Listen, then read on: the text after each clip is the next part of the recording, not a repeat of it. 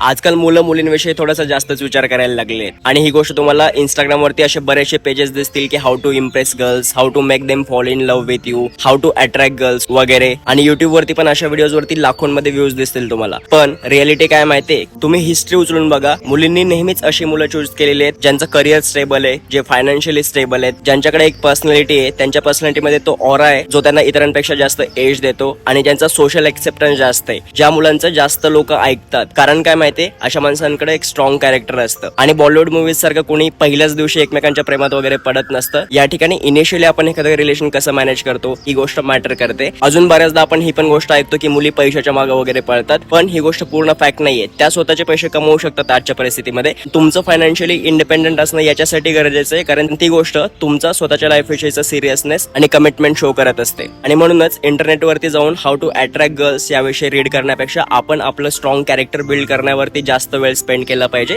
जेणेकरून फक्त मुलींनाच नाही तर सगळ्यांनाच तुमच्याकडे बघून ही गोष्ट लक्षात येईल की या माणसामध्ये काहीतरी आहे. त्यापुढे जाऊन प्रत्येक आपल्या रस्त्यात आलेल्या मुलीला इम्प्रेस करणं हा आपला उद्देश कधीच नसला पाहिजे. आपल्याला नेहमीच अशा एखाद्या व्यक्तीशी कनेक्ट करायचं असतं ज्या व्यक्तीविषयी आपल्याला जेन्युइनली काही फिलिंग्स आहेत, प्लस आपण आपली पूर्ण फ्युचर फॅमिली त्या व्यक्तीसोबत बघू शकतो आत्ताच. Be the man, not silly boy.